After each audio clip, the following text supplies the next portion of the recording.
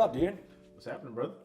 Man, welcome to the Creative Locker podcast. I'm glad I finally got here, man. We've been talking about it for a while, so I'm glad we can finally make it happen. You are now one of my most anticipated, excited. I haven't said anything about it, but I couldn't wait to get on this. I couldn't wait to get on this podcast with you, man, because I've seen you everywhere since I joined the sports world. You are literally everywhere. People tell me man, you're everywhere. I'm like, dude, you don't know Marcel, dude. You haven't met Marcel yet, because he's actually everywhere. I mean, I say the same thing everyone tells me all the time. They always see me everywhere, and I say, look, if you're not everywhere in this business, you're nowhere. So I try to make sure that I'm everywhere that I can possibly be. Yeah, no, you're all over the place, man. And watching you grow as in the more photography world of while you've already had the video skills for a very long time. And how long did you say that you've been shooting video essentially? I know you shoot different kinds, but mainly the shoulder cam. How long you been doing that? I've been doing, we'll just call that kind of the professional television realm. I've been doing that since 2012, so I guess we're going on a little bit over a decade now. Oh my gosh. And so 12 years, and things, do you think things have really changed a lot when it comes to the cameras and the gear that you're using in a decade, in a short, how much do you think it's really changed? I mean, I think it's completely different. I mean, I think we definitely use some of the cameras that I was using back in 2012 when I started. I've seen some people still using, news outlets, TV outlets still using and such, but for the most part, the basic fundamentals are still definitely the same, but in terms of what the cameras can do and how to record and all this stuff. Frame rates. It's frame rates, Even though we're not using the highest frame rates. Right, and that's the thing. It's from a television broadcast standpoint, those things haven't really changed. They're still doing 720p, 60 frames. And why is that? If you don't mind going into why is that the needed for the TV when everyone's TVs are so high quality nowadays? Why is that you're required to shoot in that frame rate when you're shooting, on the field and certain things? And I don't think you're probably shooting that for everything. I'm sure you shoot higher frame rates for some stuff, but 720 specifically when it comes to some of the football stuff, why is that? That's just the broadcast regulations. I mean, for the most part, it sort of depends. When you start talking about your ESPNs, your networks, they're definitely broadcasting and putting out, they'll call it 4K. Truthfully, I don't believe anybody's really putting out 4K, but yeah, I mean, but definitely a high definition. We're all exporting in 1080 for iPhones, right? Or for our phones, of course. But for the local television aspect of it, we're all still on 720p or 1080i, right? If that, which some might say 1080i and 720p for all the kind of nerdy TV folks is about the same. But that's just it. I mean, truthfully, we're also shooting. I spent a whole week shooting in higher frame rates and higher resolutions, and then just kind of crop it down for TV purposes. Right. Okay. So you are allowed. Sometimes you can shoot in a higher and maybe export it in what they need, like a 720 or something like that. I'll always shoot the highest. You can really crop in. Yeah. I can't believe how long I've already known you. It's I feel like I just jumped in the sports world yesterday. I feel like the beginning of 2020 pandemic just happened. It was that. I was full-time touring and music and concerts, and it all came to a crashing end. And my wife was like, dude, you want to shoot football so bad, find your way. And then it's already been almost I think 3 years. Well, it's 2023, and I started in the beginning of 2020. Yeah, and right. the main pandemic football year, and shooting from the stands and stuff. But I met you in the beginning of 2020, and I've seen you at high school events. I've seen you at community stuff. I've seen you on TV. I've made sure I check you out on TV when you're on TV, all the clips, and then of course on the sidelines of every single Jag game that I've been at. And then this year was really different for all of us because we were winners. We were winning. That was a fun ride. That changed a lot. But I can't believe how long I've already known you and watching each other grow. So it just doesn't feel like it just went by so fast. I mean, yeah. I mean, even you just mentioning that, I was trying to think back. I think the first time I really recognized that you were obviously around was, I want to say the state championship game, Trinity Christian State Championship game in Tallahassee. One of my favorite games of all time. That was one of the first times I really noticed because it was at the FSU stadium. Out of the Doe game because whenever I shoot, people always tell me I'm the guy that's I'm running. Sideline to sideline. I'm going I'm here, I'm there. Everyone that's shot with me, they say all the security guys here in Jacksonville, they know I'm running. Yeah.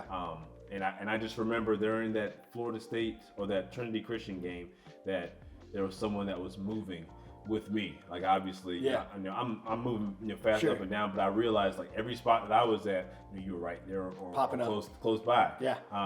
You're like, dang, this guy's fast. Yeah, and I think that was the beginning when I kind of realized that you were. I want to say it was the end of the post game. It's really I recognized like, man, this guy's been next to me like all night. It's like, all right, let's see what we got here. Yeah, I was grateful enough, or I was fortunate enough. I'm grateful, and I was fortunate enough to actually ride with the kicker of Trinity's dad because Okay. I became like family to the team over that season because I Yeah. did everything for free. Like I didn't charge anything. I just wanted to learn because I knew that the stepping stone to maybe one day getting to shoot a Jaguar game, I had to have some football photos. And like, high school is the only place, to start. And I had asked a few people, like, where do you start? And like shooting high school players, like, I mean, how are you going to, get training wheels even on it? Like, even though I have a lot of experience shooting fast photography, I've never shot a football, anything with a football related ever until then, and their quarterback at the time, Jacory, shout out Jacory. Every time we say someone's name, we're going to pull the McAfee and we're going to say shout out at the same time. Okay, so anytime we say a name,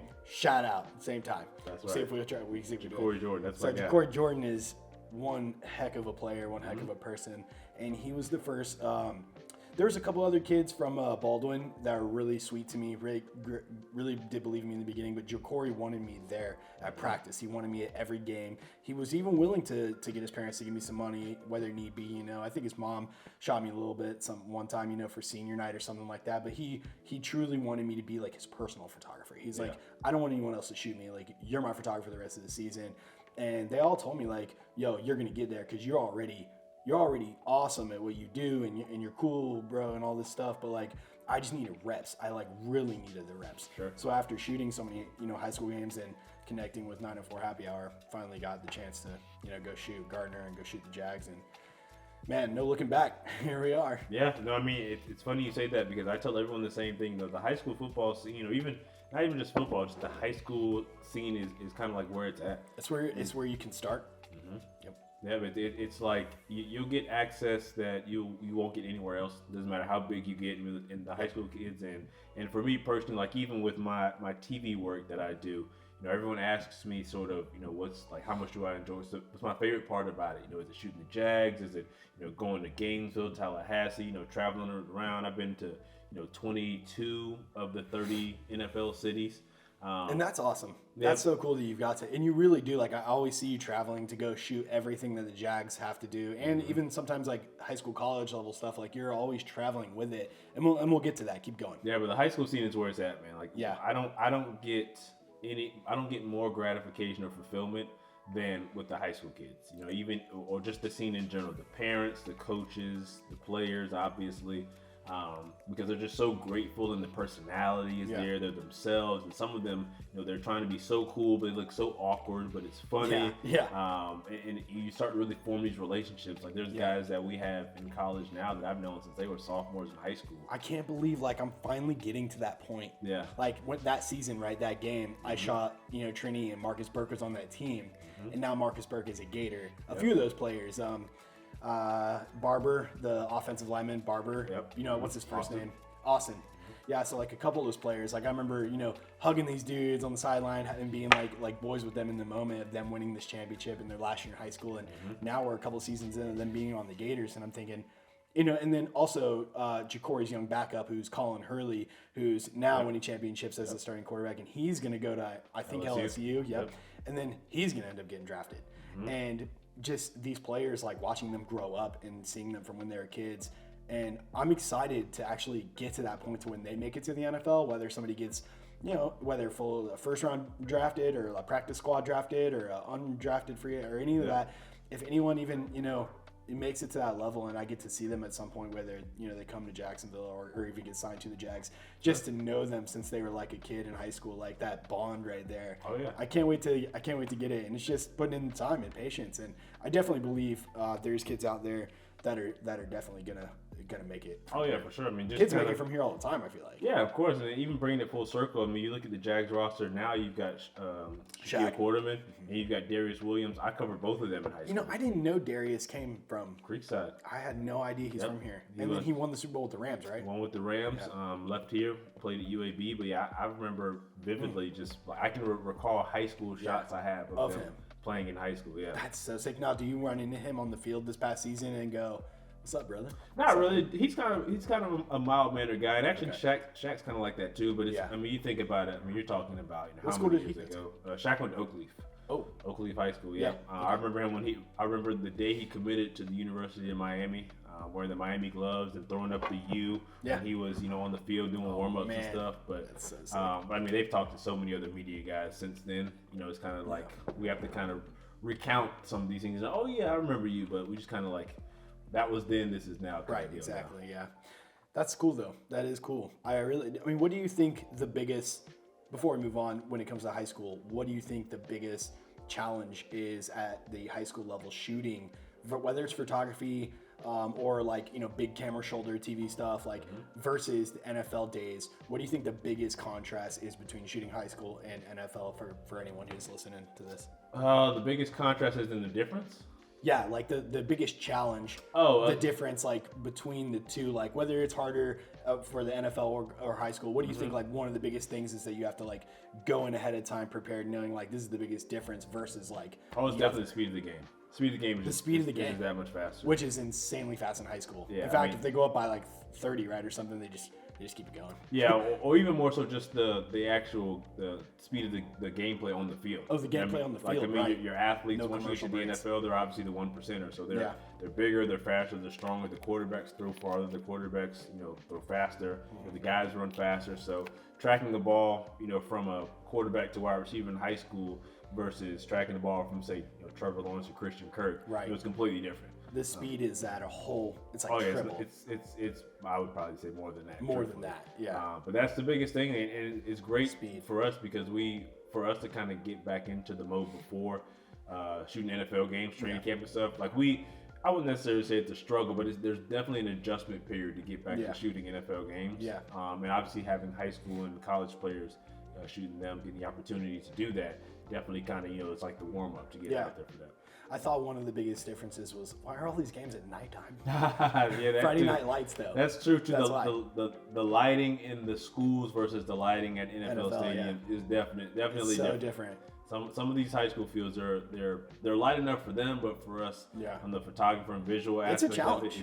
It's a real challenge. Like, I was really pushing some of my ISO. Oh yeah. Really seeing like, how high can I really pump this ISO? And I know it's going to be a little grainy, but like, a little noise reduction, and really just having fun editing these photos of these nighttime shots, which way less budget of lighting, obviously, on. And especially at Trinity. Trinity's actually probably got one of the darkest fields that we have. Yeah. I think they just got new lights last year. They did just get new LED lights, which, by the way, for those listening, we love Trinity. I love Berlin Dormity. I love everything they do, but the multicolored lights that they adopted this year that they kind of pulled from the college scene, the changing of the lights when they have things happen, hate it. Oh, really? Absolutely I haven't shot terrible. it. I haven't really shot. See, I went and shot Colin play Ed White at Ed White, and I think unfortunately they didn't even pull out of that. It started raining in the second or third quarter, and I had to bounce. And I had a lot of stuff. I just want to go out and get Colin. Like he's gonna be a legend. So, and his dad will even text me like, hey, we'd love to have you at this game. We really want to have you, see you. But yeah, the rain and the lighting at Ed White was cool. But like, I haven't shot at the new lighting, so I can't talk on that because I don't know. Yeah, it looks really cool. Whenever they looks score, sweet, do but something, it's not. blue. Everything lights up. But from a photographer standpoint, TV camera standpoint, because it's a flicker obviously, so it goes dark. Lights are going, lights are back. I hate that. There you go. Oh my gosh. Sometimes, like, sidebarring, like, oh my gosh, sometimes there's certain, like, lights, whether they're from the ceiling or something, like at weddings and different environments, and you get that flicker, and you're just like, oh my God, what do I have to, all right, 24 frame, let's bounce it down to 24 frames at 150 shutter. Let's try and get rid of this. Oh my God, I hate flicker. It sucks. Yep. So let's move on a little bit from high school football. So how long have you actually been shooting? Like full on. When did you first pick up a camera? When did you fully start kind of getting into it? When's the first time you really hit the shutter? How old were you when you got into like photography and videography as a whole? First camera I picked up was in 2001 when I was at my family's. It's Christmas time, for my family, and someone needed the video camera, shoot what was going on. Yeah. Had never touched a video camera before. This is like a high 8 camera with the big fat tapes. I don't even know put what in that there. it's like it's like the size of an index card, but it's very thick. Put them in there. Okay. Or VHS-C, I think it was actually called. Okay. So I shot for Christmas. Shot everybody opening their gifts outside. Everybody having fun. You know, you've seen like the America's Funniest Home Videos. Like that was I was the guy. I was the one shooting. And then I was like, I kind of dig this. And then 2002. As a 7th grader at Twin Lakes Academy 7th grade in 2002. So how old are you now? I am 33, I think. I think I'll be 34. We're the same exact age. We are. I had no idea. Yeah. I mean, I didn't think you were like older than me like that much. I know you have children. Mm-hmm. I'm a late bloomer. Like we're still giving it another 2 years probably. But like take your time, you're just such a classy, mature, grown man. Like I would have placed you, probably around 36, like 35, 36. Well, I mean, it's we're there. I think it's kind of one of those things where the life really kind of shapes you the way it shapes you. So a lot. You're just such a classy guy. I do what I can, man. You don't seem like just like a young. Like you look young and you're beautiful, but you just your mannerism is not like a young guy. You know what I mean? You have well, if you ask my girlfriend, she'll tell you the same thing. Oh, nice. They did good, man. They did good. But yeah, no, I 2002, I was in 7th grade and I did the TV production thing in middle school. We're doing the morning announcements, creating like the news of the school type stuff, and just fell in love with it. I couldn't do it as a 6th grader, so I had to wait till 7th grade to do it. So you were doing the news stuff in school? Yeah, in 7th grade. Oh my gosh, you really were like working your way up to the news. I don't think we said it at the beginning of the podcast, but Marcel does tell them what you do. Tell them you're full on action news. It's Fox, right? I'm a sports reporter at CBS 47, Fox 30 Action News. Fox 30, that's what it was. In the Northeast Florida, Southeast Georgia market, however you want to call it. And how many years exactly have you been doing that? I've been at Action News this is my 6th year, I believe, at Action News, and then I was at a different station in town for 5 years prior, so 11 going on 12 in total. So creating content all the way back to 2002. So take me back to 7th grade, TV production in middle school. Darren, where are you from here? It's funny. If you ask me where I'm from, I'll tell you I'm from Folkestone, Georgia, which is a small town in Southeast Georgia. Many people know it as the hometown of Pro Football Hall of Famer Champ Bailey. Yep. A Bronco legend. Best cornerback to ever play the game. I grew up loving the Broncos, dude. He was. I was a Broncos fan because of him. Yeah. Obviously, but I was actually born in Jacksonville. And I've always gone to school in Jacksonville, but all of my family is from Folkestone. Yeah. And whenever I wasn't in school, I'd go back to Folkestone, whether it be summer break, spring break, school holidays. And people always ask me, like, why do you say you're from Folkestone, but you were born in Jacksonville? Right. I mean, I was born Beach Boulevard University at Memorial Hospital, but I feel, for me personally, everything I've learned about life and just values and how to be, a father, friend, all these things came from my time up in Folkestone, like working with my granddad. How old were you when you came back here? Well, technically, I never left because I always lived here. It was just me and my mom down here in Jacksonville. And everyone else was up in Folkestone. So like I would come here for school, and then like even weekends I'd get out.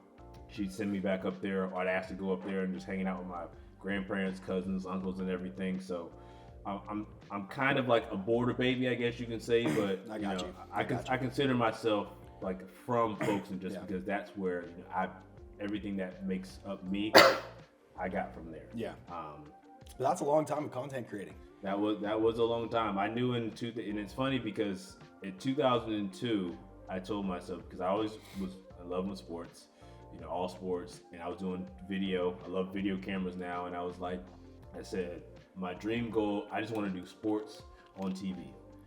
And obviously back then it was kind of, if you're talking about sports and TV. It's kind of like that sounds like a pretty hard thing to reach.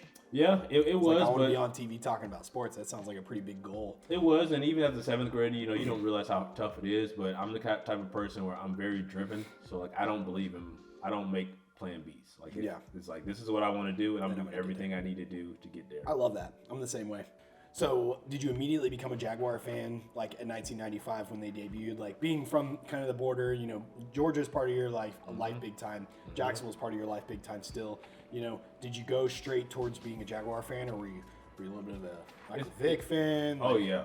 Michael Vick was my first favorite like athletes. I mean, I'm not shy about it. I tell everyone I'm a Falcons fan. Are you? Yeah, I've been Is a that, Falcons is fan that your all like my number life. one team? That is my number one team. This is a revelation I'm finding out about right now. I'm a Falcons fan. Oh my goodness. I've been to the Georgia Dome, the new stadium, many times. I have a panoramic picture of the old Georgia Dome. I and knew the you were new Georgia Mercedes Stadium. fan college. Oh yeah, I'm a dog. But I did not know that you're an Atlanta Falcon fan. I am. So I'm you're a Falcons pumped fan. when their logo comes to our stadium. When they come. I you're am stoked. because it's the only time I get to watch them. Right, And I make exactly. sure when we go up there for the preseason game, which they always have, I'm always on that trip just to go. Dang. I did not know you're an Atlanta Falcons fan. I am a Falcons fan. But you can always have multiple teams. Well, I You do, can and I always tell have- everyone. I don't care what anybody says. You're allowed to have more than one favorite team. If you you have one favorite team, you diehard, you fake bandwagon jumper, all that stuff, irrelevant, dude. I completely diehard Jag fan my whole life. Yep. But I also was a Bronco fan because of Peyton Manning for a long. Well, before Peyton Manning, I literally had a John Elway jersey next to my Mark Brunell jersey at 10 years old. So I was a John Elway fan, and then I kept going kind of with Peyton Manning, and I was like huge Peyton Manning fan, even though he always crushed the Jags, and that always broke my heart. But I loved him as a quarterback, and I loved him as a person, right? Yeah. So I had his Super Bowl. I have his Super Bowl 50 Bronco jersey hanging in my closet next to all my Jag jerseys. So I kind of, I love the Broncos too, and then. I'm a diehard Tom Brady fan, so the second he came to Tampa, but I hate the Patriots. Yes. I always like Tom Brady. You have to. I always like Tom Brady, That's in okay. everything. I'm like the Ted movie. I'm like, he's awesome in the Ted movie. He's awesome in everything he's ever been in. Yeah, and I love him for him, but I hate the freaking Patriots. You have to. Right? In Yeah, order to you live in this absolutely have. world, And you way have to. before they beat us in any championship game. Like, I just, not a Patriot fan, but a Tom Brady fan. But when he came to Tampa, that changed everything. So Carly and I are literally, my wife and I are literally, at this point, like we were buying Tampa merch, Right. and we even went to Tampa games to see him because we're only 3 hours away here in Jacksonville, and like we literally went down there to see him. And I Yeah. was like, yo, now I'm a Buck fan too. I don't care. Jaguars will always be my number one. Yeah. I'll always be a diehard Jag fan, Duval. But like I like the Broncos a little bit, and now I like the Bucks because Tom Brady, and I have that jersey in my closet too. But that time's over now. So Yeah. I don't think I don't know if I'll be going to any Tampa games Yeah. next year unless the NFL sends me. But Yeah. no paying for tickets to Yeah. go probably. No, that's okay. I dig that. Like my affinity, my affiliation with both teams. Obviously, for me, because I've covered the Jaguars for so long. Like, Yeah. I mean, I love the Jaguars. I mean, You I'm here. of course you do. You You're know, around them all the time. I'm around them all the time. They And feel just like the family. city, and The when they're logo. winning, the city works better. Part of your heart. It is, and honestly, like whenever I'm not ashamed to admit it. When they lost to the Patriots in 2017, I was there. When everything happened Can't in the imagine. stadium. I can't imagine. I'm not gonna lie, I might have shed a tear or two. Blake Bortles was definitely shedding tears. I mean, it was a lot. I was more, watching it on TV and he was crying. I mean, I was in that locker room. It was a They're lot more than like Blake. close up of his face, bawling out, and Yeah. it was such a close game. It like, was a close game, and I will say this, and I'm sure I'm not breaking any news, but Patriots fans, the absolute worst. I'm sure Everyone talks about everyone who's Philly anyone and knows Dallas. No. It was when we were leaving that game Yeah. that they won Yeah. in 2017. The Patriots fans were literally on the bus. First of all, one of our team buses broke down, so we had to all cram into Oh, no. 5 to the amount of buses that we had. Yeah. And we're literally riding back to the airport after the game, and these Patriots fans are like burning pieces of plywood in their lawn. Like they're setting things Oh my on fire. gosh. Mind you, it's like So they're like Philly fans. freezing up there. No. Oh, that's a different kind of setting things I've on been to fire. Philly. My girlfriend's from Philly. Her parents are from Philly. Right. Love them to death. These Patriots fans are different. I Oh mean, my when the Jags were winning Uh-huh. in 2017, man, the things that I heard them say about Bill Belichick and Tom Brady at halftime, and I'm just kind of sitting there thinking like, you guys see these banners up here that he's got for you guys? Oh And my gosh. we're- They thought they were going to lose to us. I mean, they did. And they're Ultimately, like- they win, and we're Yeah. riding home, and they've got Ungrateful. They've got So many signs in their yards championships. saying So like, many ungrateful. "Go home, you like rednecks, whatever." And I'm like, whoa, They don't okay. like Florida people. They for don't some like reason. they don't like People in New England. They just don't like I mean, us. if you lived up there and it was, Yeah. I mean, come on, I don't know. Boston, Florida. I mean, Yeah, it's much different. Hey, their sports always been winners, but lately though we have Stanley Cups. We have baseball was doing good. We had 2 Stanley Cups in a row, right? they The just need Tampa to Bay be Lightning. humble. They need to be humble. And then Tom Brady winning the Bucks, won the Yeah. Super Bowl. Yeah. Now and the Dolphins just got Jalen Ramsey. I don't know if Tua's gonna. I pray that he stays on his feet all season long. Like I'm cheering for the man. I wish that Tom Brady would unretire a second time and actually join the Dolphins or No, he Lamar needs to go. Jackson. He needs to go. And we feel differently, and that's No, totally cool. He needs to go. He's broken my heart too many times. Right. But are you talking about Tua? No, I'm We're talking talking about about Tom Brady. TB, right? Okay. Or Lamar Jackson. I hope the best for Tua, but like Lamar Jackson to Miami with Jalen and Tyreek and all that would be mind blowing. It's a lot of money though. I know, but wouldn't it just be? They would absolutely be right there in the end. Yeah, They we would can't have root. We can't root for that. No, We're because in the AFC. we want to. I know, right. but there's no stopping us though. I need Because a I'm on the Falcons Trevor Lawrence Jags Super train. Bowl every Like, year. yeah. Don't ask me who I'd root for. You wouldn't like the answer. Wait, which team against which team? I need Falcons versus Jags in the Super Bowl every year. Falcons versus the Jags in the Super Bowl every year. Yep. That'd be epic, dude. It would be good. Don't ask me who I want to So win. crazy. Don't ask me who I'd root for. Yeah, I won't ask you. I know. All right, so let's back up a little bit. Football, we could literally talk about it for hours. Yeah. I know we could. I literally know we could do, I do, a football-only podcast Yeah. where we don't even talk about creating content at all, just football, which we could totally do one day. So let's go back up to the cameras and then the news. Yeah. What do you think, like, and let's take it over the past, like, 5-6 years versus, like, since the beginning, you know? Sure. What really led, you know, to your goals that you've kind of completed lately, talking on TV and being part of the news and like being that version of you, or being like the photographer video? Which do you think has kind of like led your path more? Which one do you think you have more fire for right now? And I don't think, and I'm not saying like choose one or the other. It's probably a crazy question to ask, but like creating content and then being the content. That's what I see with you. Is like you're on TV talking to the masses in Jacksonville. Sure. You're a great talker and you interview people all the time. You're always doing all these things, right? And then you're also, you know, a great photographer. You're shooting video clips and your photography of the players, your action shots, everything's killing it. What do you think burns, straight to the point, what do you think is burning the fire more for you, like lately, the past 5 years?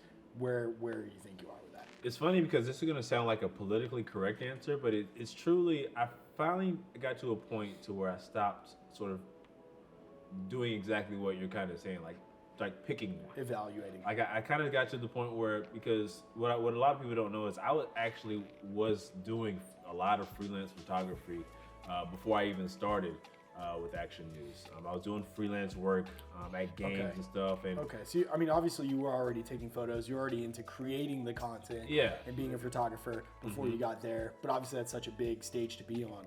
Yeah, and then it just got to, like, with me, I kind of, because it was, Action News was just doing the sports kind of reporter stuff. It was a different change of pace for me. So it required a lot more of my time, to the point to where my freelance and kind of, passion and hobby stuff kind of got pushed to the wayside a little bit, to the point where, I was doing, events and things like that, and people were still calling me like, hey, can you come shoot X, Y, and Z? And it's like, hey, I don't have time, I'm doing X, Y, and Z. And I would probably say maybe like a good 2 years, maybe a year and a half ago, sort of, that fire just kept, reigniting. And I was sort of, and you can tell I was kind of like fighting a little bit. It's like, well, I can't do both. Like, you are who you are on the news, but you still want to become like this. You just still want to keep being and even level up and become this. For sure. You're surrounded by all these photographers. Right. And it influences you. And you've even, said a couple things here and there to me, and you're always being influenced and making you want to, like, that fire is almost like always kind of reigniting itself. Oh yeah, 100%. And that was part of it too. The support I got from, just like our kind of, group of photographers that we have. We talked about a few earlier, and obviously, you too. Even us seeing each other, whether it was, when you were doing stuff prior to the Jags, and then obviously your wedding stuff, and then your LCC stuff, and just kind of talking and kicking around and everything. Like, and to this day, like I've told you, I saw a clip you sent me about, you were using, one of the gimbals, and I basically went out the next day and I spent, X amount of dollars for the upgraded version of that because of you. And I was just because, it was one of those things where it's like, you really have to invest in yourself, You have to believe, you have to believe once you invest that you're going to continue to get better. And eventually it can take you further when it comes to finances too, and making more money. Obviously you have to keep spending money on gear. So speaking on the gear kind of thing, like when it comes to the new stuff, like, is all that camera stuff yours, or all that's just from them, and you have kind of like, you have to return it, or you keep it all on you? Like, how does all that work when it comes to their gear versus your personal gear? Well, I just make sure I keep the two. There's a very strict line that I draw between the two. Like I do have my TV gear that I use for television, my television, my cameras. And did you have to buy that stuff personally yourself? No, not the TV stuff. Obviously their cameras, their microphones, and those things. Like they have the things that we have basically on loan as long as we're employed there. But then I have my own set of gear that I use. Sure. And did you say you had an R5? Not yet. We're working on that. Okay, I thought you picked up a new Canon recently. I did not pick up the new camera actually. I like to go the accessory route. I just grabbed a bunch of other stuff. Okay. Just kind of piecing it around. Oh, okay. Kind of get like getting the furniture. What have you been shooting your photos on? It's funny. I actually had a 6D. Okay. Great camera. And then I gave that back to someone else. Actually let me borrow it on loan. I actually offered to buy it from them, and they just gave it to me, but I gave it back. I've actually just been using an 80D. Right. I've actually been very close to making a purchase. But just an R6 or something. Yeah, something like that. Just to get sort of maybe just have it on a little strap. Even though you're out there, you tripod a lot, and obviously you're great at multitasking. I've seen you working, and yeah, I mean, definitely be cool to have an extra camera right around. I tell you what, so you I did that stuff. I tell you this, I did this one time for the Gator Bowl this past year. Can't wait to go to one. I had the TV camera, the big over the shoulder EMG camera. It looks so complicated. It's really not. Honestly. There's so many buttons. It's really so not. It's actually everyone's like intimidated by it. It's really not. I'm terrified. It's actually your R5 or even your R6 is probably more intricate than that particular camera. Wow. Truthfully. So all the buttons on the side, all that stuff. Most of them we don't even touch. Wow. I mean, a lot of them they all serve a purpose. Yeah, for sure. But a lot of that stuff is kind of set it and forget it. Truthfully. But you'd like to pick up a second camera or like a personal camera to have so you can like continue your photography journey and whatnot. Yeah, and honestly, like and that's kind of what's sort of to get back to your original question, like bridging them together. Like for example, when we were doing TPC this year. Rather than have my DSLR camera with me and then having the TV camera with me, I had my TV gear with me as well, but I just shot DSLR the whole weekend. So I shot all of the action for the golfers that I would normally shoot. And does the news use any of that? Are you allowed to use? I use all my stuff. Submit stuff like came from not the TV camera. Oh yeah, for sure. Yeah, and honestly, and we got a good group of like our particular it's encouraged too. Like I'll tell them hey look, I'm strictly shooting DSLR for TPC, and of course the immediate reaction is kind of like, can you do that? It's like, are you good to do that? It's like, yeah, I got it. It's like you have no idea the amount of things nowadays that we're shooting on mirrorless or DSLRs and smaller cameras, and like my one thing to sidebar off that is like this year one of my biggest things I kind of wanted to pick up was like a small red, like a Komodo, like a cinema camera, something. That was nice. That and my wife always says this funny thing. She's like, why you need that for? She's like, why you need that? Why do you need that? Like you literally come this far, you do all these things, and you're totally successful with your Canons. And we have 4 bodies, and I'm gonna hopefully I get an R3. That'd be next for me essentially. But it's like we have all these cameras, and like I want a big camera. She's like, what do you need that for?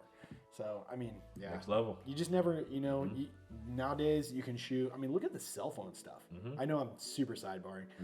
The cell phone stuff, an unbelievable amount of content on the news. Like I see cell phone clips with like the black on the side, just like the actual cell phone clip. I see that stuff on the news, all the time. Yeah, and especially with these phones these days, like we use our iPhones. Like I have an iPhone 14, so you got the newest camera on there, and the cameras, the abilities that those things have, they're actually better than our over the shoulder cameras. Do you find yourself like interviewing players with your phone? Oh, I have like interviewing them. I mean, just like the social team, they're doing all their stuff on the phones and stuff. And because obviously the dimensions on the phones, it's so different. Like we use.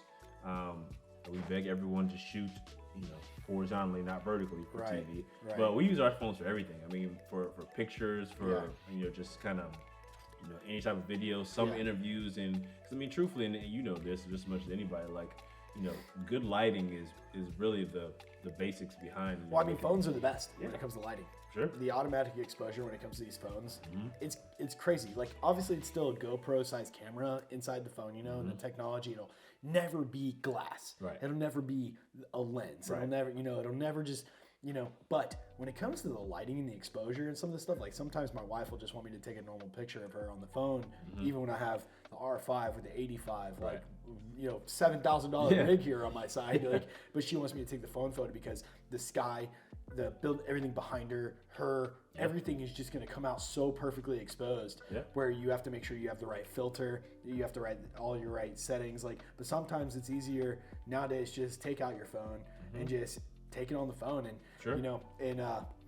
one of these last videos I did recently, I was talking about how like cell phone videos are the most viewed videos on the internet. Like, it doesn't matter how much money we spend. It doesn't matter how many amazing shots in 120 slow-mo that I take of Trevor Lawrence or anyone. It doesn't matter. Phone clips are probably going to do better on social media. They're probably going to do better numbers because of that's what all the big tech and the app world, that's what they want. They want that cell phone stuff. So it's like I have all these beautiful like shots of like Tom Brady, for instance, but none of them ever break anything on TikTok. But I post one phone clip of Tom Brady and has 1.9 million views on TikTok. It got me all the followers I have on TikTok, which is a couple thousand, but it all came from this one phone clip when all my other clips are from my camera. And it's like, it doesn't even matter. Like, it's almost like the social media gods want to push cell phone stuff. So being a content creator in a way has like completely changed nowadays to where, you're into photography and that's great if you're a photographer. But if you're into like full-on content creating, you have to like put your ego aside and understand that cell phones are really killing it. And that's one of my main jobs as an LCC. Like, they're literally like, Aaron, follow so-and-so, phone, make sure phone, and kind of like exclamation points, follow phone, So I bought the little rig so I could hit record on the phone. You see me with it on top of the camera. So that way I'm actually getting shots and stuff, but I'm recording the whole time on my cell phone because that's the most important thing that they want. Yeah, and a lot of that is sort of kind of goes back to what you were asking me before about the industry. It's just a lot of that is because with the cell phones, obviously, it's you get it right now. It's instant. It goes sort up of immediately. Like you were saying, like you taking pictures of your wife. You got your camera. You got a legitimate camera photography setup that you can take pictures, or you can take a picture with the phone and boom, you got it. It's right there. Everything's perfect. You got it right here. If you want to do some adjustments, edits, whatever, you can do all on your phone, and it's right there. And I think that's kind of goes back to what we were talking about, just sort of how the industry is changing. It's like everything is sort of geared towards, obviously digital clicks and engagement. And an instant gratification. Because with memory cards, we have to go to our computers, we have to do all this, we have to transfer, we have to edit, we have to whatever, all this stuff. But with the phone, I take a picture of my girl, or we take a clip or whatever of whoever, on the field. It's done right there. It's done. You literally send it and it's up. And that's obviously one of our main jobs as an LCC is our job is to be sending them content within seconds after it happens. So I find myself like, we have this thing where we're putting our memory cards in the little memory card reader and sticking it in our phone and dropping little photos and clips to and then also the cell phone clips are all there and we're sending it within seconds because instant gratification or instant, content, content. Yeah. The shot I was actually surprised the shot of in Kansas City. I was there when the Jags lost, walking off the field. That was the saddest thing. It was pretty sad. And it's funny you mentioned proud, that. but it was sad. But the shot of Trevor Lawrence when he was walking and he turned around and looked back. My buddy John Parker. It's on his phone. Yeah, it's on I was his right phone. next to him, shooting the exact same thing with my camera. He did say that he would do this podcast with me one day. He should. I hope he does. He's super cool. We've chatted a bunch of times. His drone works amazing. He did take that viral phone clip of Trevor, and it went so beyond, I feel like beyond viral. Like I saw that clip, that clip was, and it was so heartbreaking. It was posted before we got on the plane. Yeah, it was already, it was up instantly. Yeah, it's crazy. Yeah, instant gratification and the technology and the phones are only getting better. It's scary. It's scary. Do you actually, backtracking a little bit, do you ever see phone clips that are taken like this horizontally on the phone actually go onto TV to where it takes up the full screen on the TV? Oh yeah, we do it all the time. Phone clips are the whole TV? Oh yeah, we do it all the time. And that's actually why when you see on TV, obviously, the ones that have like the blurs, the black or the letterbox on the side, that's because they were shot vertically. But if you shoot your phone sideways, we could. Say you catching something happen out in the city, a person sends it, it could be a full screen shot on the TV all the time. And the dimensions and all that just totally looks good. Yeah, it's all that's crazy. We have our shows are. I've done full on TV stories, projects, packages that were just cell phones. All cell phone. Yeah, for sure. Like I said, they're only getting better. They are. It's crazy. Like I'm afraid because I feel like my wife's on this thing where they think Apple's kind of slowing our phones down to make us buy new ones. They do. That's not a myth. It's really been it's It's not a myth. I'm telling you, it happens. They actually got in trouble for that. Not a conspiracy. They actually got in trouble for that a little while ago.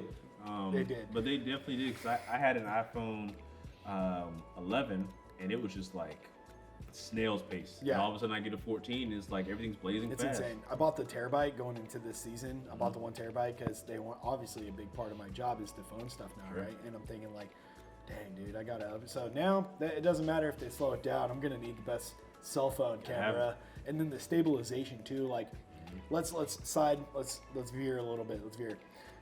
You know, Eli. Yep. You know Eli Elmore. Yep. Okay, so you know he works with us. You know he's my good buddy. Everyone around town's known him for a long time, right?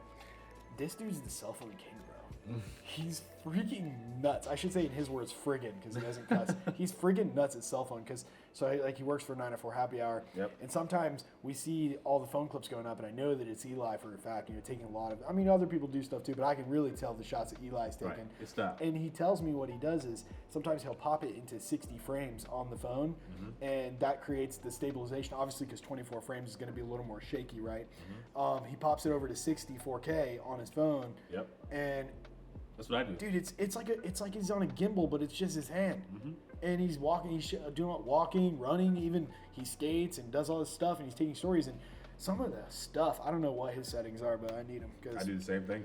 Yeah, my wife's like watching this stuff. She's like, dude, I know he has the newest iPhone, but something about those clips look literally cleaner than anything else on Instagram. The cameras are insane, for sure. Yeah, shout out, by the way. Shout out to Eli. Shout out to 9 to 4 Happy Hour. They gave me my very first photo pass to a Jag game, so I'm forever grateful to Charles. Forever grateful because Charles Wagner. Shout out Charles Wagner. Yep, shout out. He'll never. Let's do it at the same time. 1, 2, 3. Shout out Charles Wagner. For sure. He gave me my first opportunity to shoot the Jags, and that I told him that as long as he let me do it and he didn't let anybody else do it, I would do it for free. Yeah. So I did. 2 full seasons I shot. You'd be surprised, man, how far that goes. Like I tell everyone all the time, my very first, before I even really got hired into my first station here, like I worked Jacksonville Sharks games for free. Like I did 4 Jacksonville Sharks games. I didn't get a dime. I was there all day. You learned a lot, though. I learned a ton. You had fun. That was a passion. That was something you wanted to shoot. Yep. I got paid $100 from the guy that was in charge of the entire broadcast. And the only reason he gave me $100 was he found out that I had a daughter. And so he paid me $100 in the last game and said, go buy your daughter something nice. And that wasn't really a paycheck per se. Just gave you a tip. But yeah, essentially a tip. Give you a little tip. How long ago was that? Oh my gosh, that was maybe 2011, because I think that's the Jacksonville Sharks have been a thing that long? Yeah, I think that's when they won the Arena Bowl, actually, when they were with the AFL. Cow. I thought they were started in 2016. Nah, they've been around. So out of the loop. Yeah, they've been around.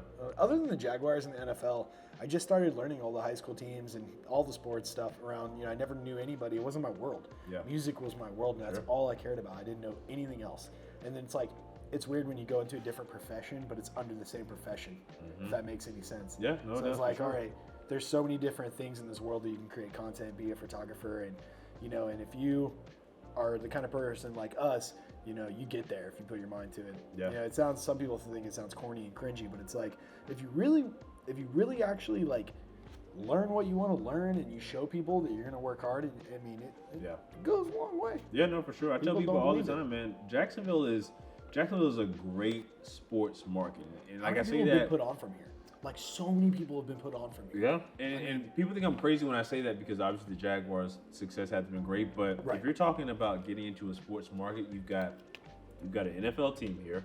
You've got two D1 colleges with JU and UNF. Yep. You've got minor league baseball, AAA now, which is big time with the Jacksonville. Do you think we'll ever get a professional baseball team around here? Nah, it's just not that kind of town. And obviously, the Jumbo Shrimp do very well here, being a AAA affiliate. Are we an A market for sports? Even though there's A, B, and C when it comes to markets, when it comes to entertainment and sports. Orlando's an A market, Tampa's an A market. It probably depends on who you would ask. I mean, I think most would say no, just because with Miami down the road and Tampa being down the road too. But when it comes, if you're looking to get into any type of sports media content creating, Jacksonville is literally the perfect place for it. You've got, obviously you have the professional scene when it comes to the Jags, and then you have the Jumbo Shrimp. But even when you start talking about, like the Jacksonville Sharks, you have the Jacksonville Icemen, the hockey team. You got 2 colleges here, or 3 colleges here with JU, UNF, and Edward Waters, and you have tons of high school athletes. You have some of the best high school athletes They're in the entire all country insane. here. And so I tell everyone, man, if you just like you, just get out and just shoot, man. Go Just to a shoot high a school bunch, game, stand by the fence and Yep. shoot some. Go find a coach. Go to a practice. Say, hey, can I come shoot your game? And take risks too. Just get out there. I mean, Yep. obviously that's like a no-brainer, but like people were asking me, like, dude, how did you get those portraits of Trevor getting out of the car his very first day showing to the stadium? I said, I got in my car and I drove there. Drove over there. Yeah. I went there and waited for it. I did get a little tip off because I had worked for the Jaguars Foundation Sure. for a little over a year at that point. So I had a couple, friends kind of in there. I'd text and be like, do you know if Trevor's coming like in today? And somebody literally texted me back, I won't say who, but it was like, yeah, I think he's gonna be pulling up around noon. And I'd be like, Just show up. no way. And I think that was at like 9 a.m. And they told me that, and we didn't even go any further. It was on me from there. And I literally drove. I waited off to the side, and then it's funny too because I just got in the big. You were there. I kind of found myself right in the bulk of everyone, and it's so funny because like, you just got to take risks and go do it. It doesn't matter if you're getting money out of it. Like I'll never forget, that I'll never, forever. Let me rephrase this. Sometimes my brain twitches. I will always have those portraits of Trevor the very first day he stepped foot on the Jaguars property. Yeah. And it's because I took the risk to drive, and I lived 40 minutes from the stadium. Yeah. Back then, and yeah, I mean Jacksonville's a great place. I actually I played a lot of concerts, and I grew up in music here, and I actually wanted to move away to help build my name, and I did. I went to New York City, and I lived there for a whole 11 months in 2000. I couldn't even make it a full year. My wife and I went there. As soon as it started heavy snowing, and like we were walking down, and we literally lived in Brooklyn, where I was working at a restaurant in Manhattan, in Times Square, this lobster place. I was always told here, I was a cook, and I was always told that I was never going to be able to serve because of all my tattoos, and I was never going to be able to work around customers because they'd be terrified. I've had all these tattoos since I was literally 24, and so I wanted to move away somewhere else where I thought I could serve tables to actually make like $500 to $1,000 a week just serving tables. Sure. So I'm great at talking, and I could sell you air, and I was great at it. I was selling all kinds of. I was a great server, right? But we could only last 11 months, like 10-ish, 11 months there. Came back right before Christmas in 2017, and then as soon as we didn't come straight back here, I wanted to go to Orlando because I knew that all the bands that did the A Market tours, the bands I was working through for, they all were coming through Orlando all the time, and a lot of the crew members that worked on these tours and with these teams, with these bands that I wanted to be involved with, a lot of them kind of lived and were stationed out of Orlando, and they would meet up at the airport and get ready to fly to LA to join tour and do all this stuff. So I was like, all right, Orlando's where I need to be. So I went from New York. I'm born and raised here. I was actually the same hospital as you. So Shout out to Memorial Hospital. 1, 2, 3, shout out. So I went to Orlando for 3 years, and then I wanted to build my name up. I got into touring, but as soon as the pandemic hit, and I did my last show in Mexico City with this band, it was in the first week of March. So the lockdown was literally a week and a half later. And we stayed in Orlando for like 2.5 months, and then that was it. I was done. There was nothing left for me there. I had no idea of when that world was going to be back, and it ended up not coming really back for like 2 years. Yeah. Like just now. Yeah. I'm actually starting to go back on the road a little bit, and I'll actually never go on the road again the way that I used to. But yeah, so like I came back here, in the pandemic, and I was like, let's go home. It's time. And I never ever thought that I could continue to build my brand and my name and just me at home, because I always had friends that were kind of fake friends that never wanted to actually support me. It's weird because your biggest support is going to come from strangers growing up. It might not actually come from people you grew up with, because, it's just the sad truth. What do you think? No, I agree with you. It's funny that you talk about that, man. It's just like, I've learned that, and I have a very good kind of support group around me. It's like my circle's pretty small, which I think if you ask most people that are like in television or in like the media or any type of like public figure space, like circle's very small. Yeah. But I have my family, I have my girlfriend, my daughter. I even put my dog in there. Even my girlfriend's son too. Like, we're all like.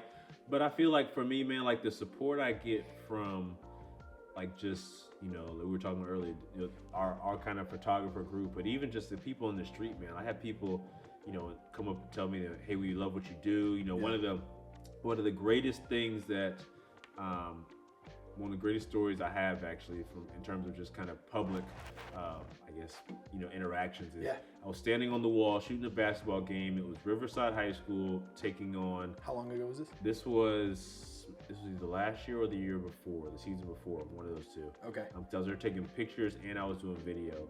I believe it was Riverside versus, I think it was Jackson. I was there that I was shooting because I was trying to go over there and shoot Alex Fudge, who was playing for Riverside, but then went to go play for LSU at the time. And I had a guy come up to me and he said, man, he's like, I love what you do on TV because whenever I turn on the TV, like I feel like I see myself. He's like, I feel like I see someone who looks like me. Is kind of a middle-aged black guy. He's like, I see someone that looks like me, that kind of talks like me, that's just sort of just genuinely themselves. Yeah. And it makes me feel like I can, like I feel like it's okay to be me. I've had kids tell me they appreciate seeing me on TV. It's high school kids. Because they say, when I see you on TV or I see what you're doing, I see you on the field at Jags games, I see you wherever, I feel like I can do whatever I want to do because there's someone that looks like me, that kind of, is in my area, from my area like me.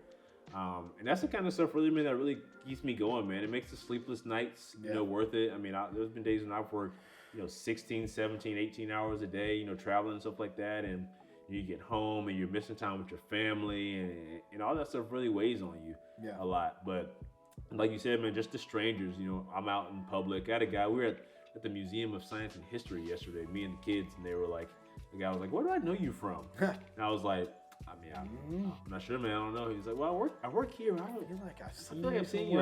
I said, well, do you watch CBS 47 and Fox 30 Action News Jackson? He was like, that's it. That's like, it. You talk about sports. He's like, man, I love watching you on TV, man. Like, you're one of the reasons I watch. And it's that's just so like cool. Stuff like that, man. That's the really pushing boundaries. Really pushing boundaries. I mean, and there's no limit. Even at 34, which is what we're about out, or there's still so much further we can go because there's no like. No finish line. I just don't feel like there's a finish line or there's like a stop sign for people like us, and we really are always trying to inspire even strangers. And sometimes you'll notice that strangers take even more big inspiration from you than people who've known you like their whole life. Oh, yeah, because they just know you, known you for so long, and it's so different when a stranger comes up to you and says something like that, and it means a lot. Oh yeah, it's the weirdest thing. It's the weirdest thing for me. Like I say it all the time, and it's like I consider myself an extroverted introvert. Like I like to, I have my big persona obviously on TV, which is who authentically I am. You look good in that suit too. Oh man, I do what I can. So good. Well, I mean, truthfully, if you ask me, like, and I'll tell anybody, I'm the best dressed sports person in Jacksonville. So I mean, facts. Also most athletic, but that's 100. I haven't seen you play, but I know you used to play. Oh, I'm easily I'm the fastest person in the media in Jacksonville. All challengers welcome. Oh my goodness, you need to go run the combine. I actually did do the combine. Did you do it once? The media combine we had here in Jacksonville. I did it after I ran a 5K with my daughter in St. Augustine, and I still beat the unnamed media member who has been challenging me for a rematch ever since. We won't say his name.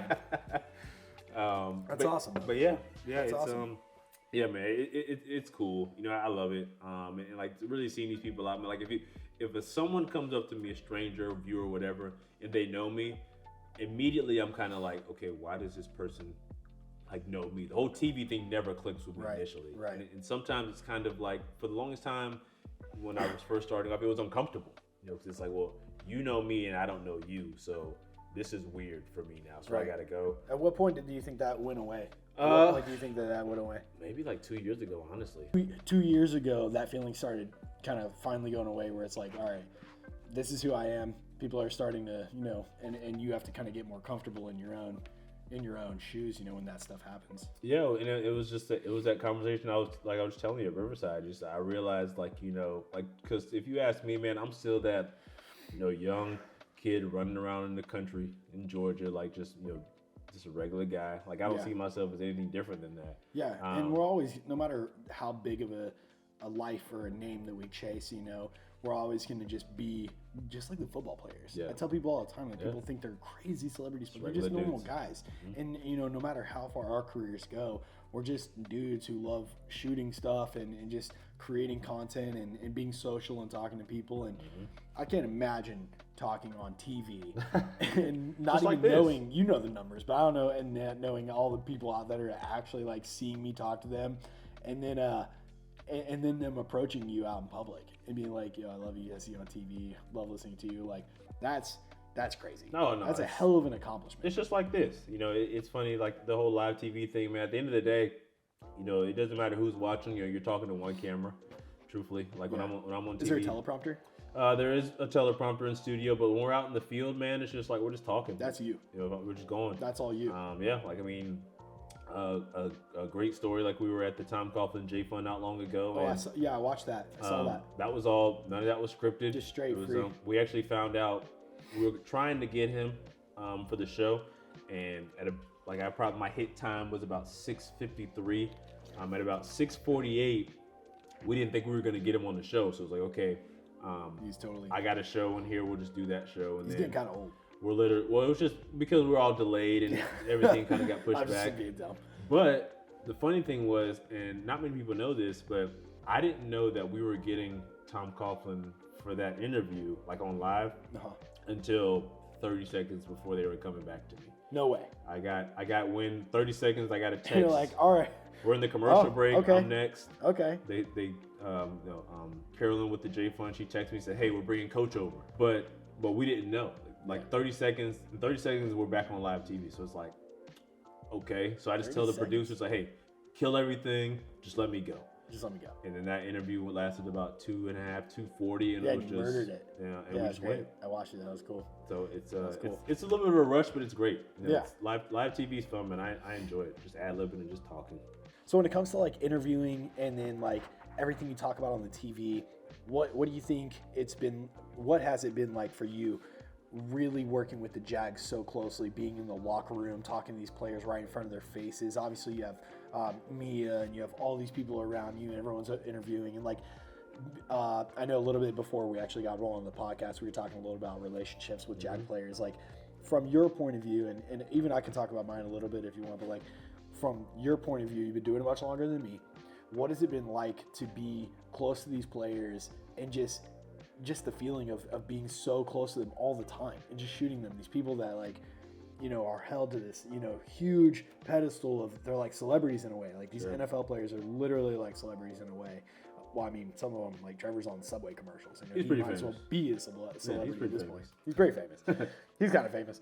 But like, what has it been like for you over the past couple of years as you've built relationships with like any players or like gotten closer to them? I know it's kind of a wide question, but like, what does that mean to you to be able to be so close to them, and what's it been like interviewing them and just doing all the stuff that you do with the Jaguars? I mean, for me, it's great. I mean, obviously, interviewing the Jaguar players, they're the one percenters. They're the top professional team. They're NFL. NFL runs the world or the country in sports, right? So I say like NFL and like Disney, like they're on the same level. They do. I'm talking like NFL is like one of the biggest machines on our planet. Now we're expanding out of America too. Mm-hmm. But yeah, I mean, I just think for me, man, it's just like, I remember when I first got in there, all those years back, it was just, like, well, this is like, these are pretty cool. These are like the NFL players. They play on Sunday. But, as I've gotten to it, man, it's just, the part I appreciate the most is just like we were saying, man, these guys are legitimately like regular dudes, man. They're always like, they're joking in there. They're like, you see these guys, these big, angry gladiators, but these guys are in the locker room. They're like, some of them are like big kids, just big teddy bears. Some of them are, and they're all cool. They're all joking. Like, I mean, over the years, I've built some relationships with a lot of those guys where, I'll see them in the street and we won't make it a big deal. I mean, me and my girlfriend, we were out on a date in San Marco one evening, and Josh Allen and his whole entire family was in front of us. Right. And I was just like, What's up, brother? I just, kind of made a joke about him, whatever, and they kept going, and she was like, who's that? And I was like, well, that's Josh Allen. She was like, what? Oh, shit. Like, why didn't you stop him? I was like, I see Josh like every week. So I was at the town center. A couple of months ago, and we were having dinner at the Cheesecake Factory. And legit, Roy Robertson walked past me with his girl, holding hands. Like, we were sitting outside, just me and my girl. Had been in the Cheesecake Factory in like 15 years. Like, I couldn't remember that. I just really wanted to go. and he just walks by this girl. So like when I saw him, and for some reason like I just get lucky and run into these little moments where I have like a personal second with this person or these persons. So I was literally like, hey, I think I saw you walking by the Cheesecake Factory the other day. I told my girl, I said, dang, I think that's Roy. He goes, that was me. I love the Cheesecake Factory. By the way, that's a very good Roy.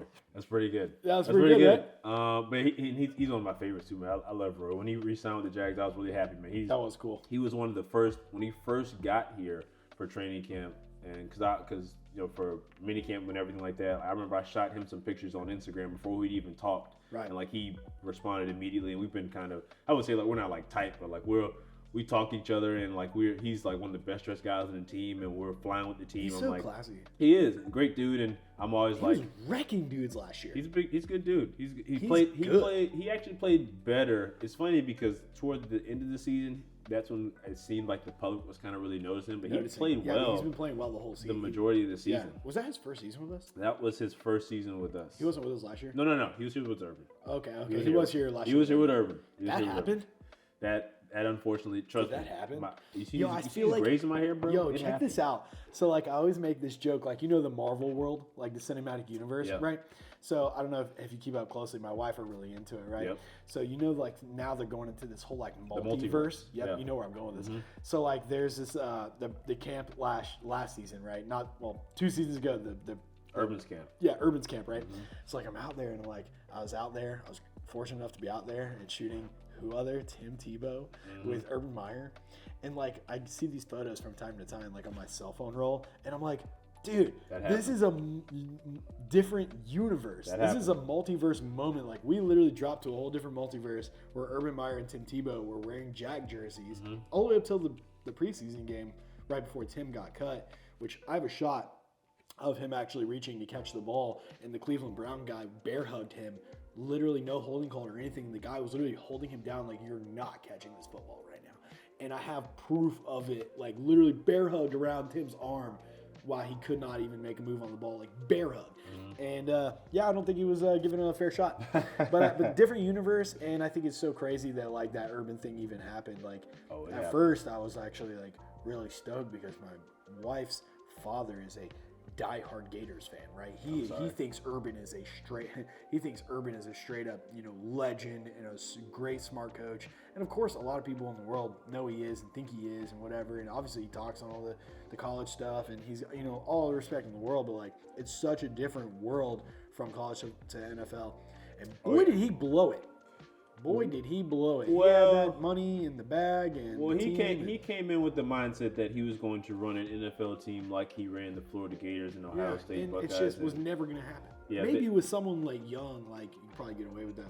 What you got to remember is that when you're coaching college, you're coaching, essentially kids. Right. You're not coaching grown men, and you have to kind of adjust how you talk to these grown men, because you can pull Percy Harvin or Chris Leak to the side and be like, hey man, look, you out here and you suck right now. Like, I don't know what you're doing. If you keep this up, like you're going. Yeah. Now you pull in a guy like, I don't know, we'll just kind of toss some names in there. We'll just say like you pull a guy like a Roy Robertson Harris, or like a, say some shit we'll just grab one to say like a Rayshawn Jenkins in there. Yeah.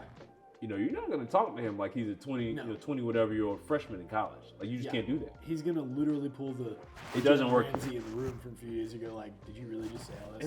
And also with him, it was weird. Like it was almost as if he kind of just came in like just expected it just to go well. Like they were just going to, Because the talk about Urban coming to the NFL had been so large for so long. Time.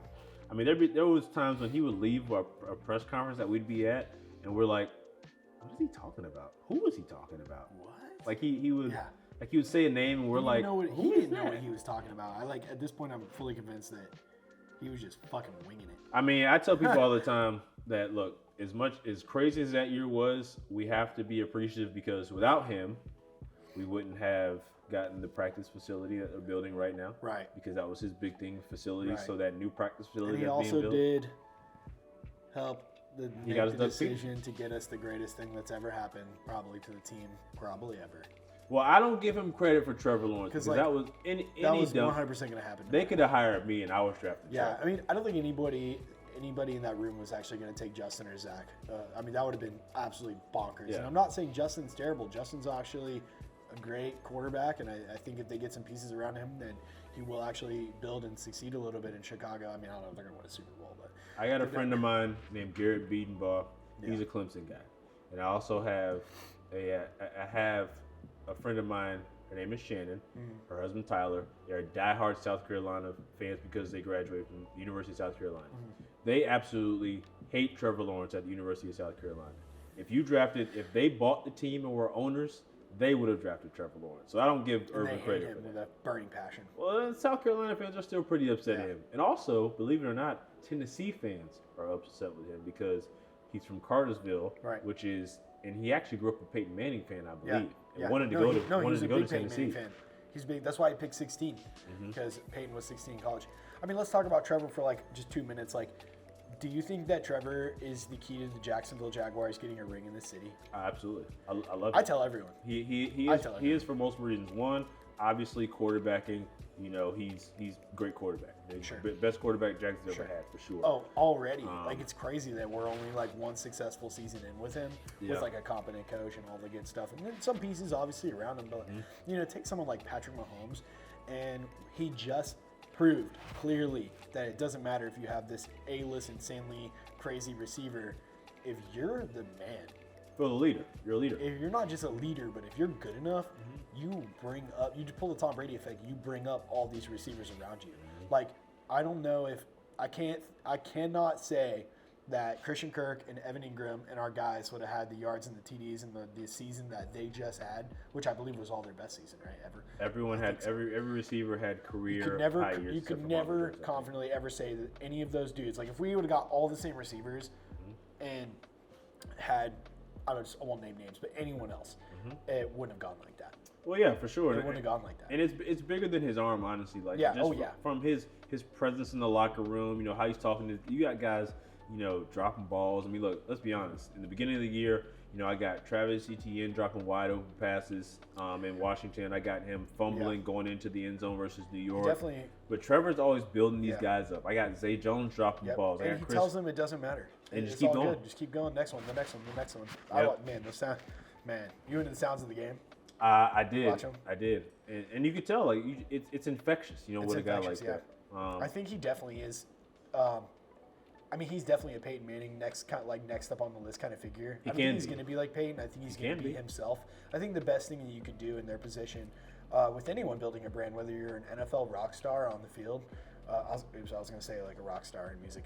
Whether you're an NFL star on a team, on TV, all over everything, you know, or you're a rock star in music, or you're in any career, no matter what, like if you're the kind of person that like has that infectious, like that just, it's a confidence that it's like automatically there and you just feel it. You feel it from the second he's around you, the second he steps on the field, like just every single bit about this guy's vibe.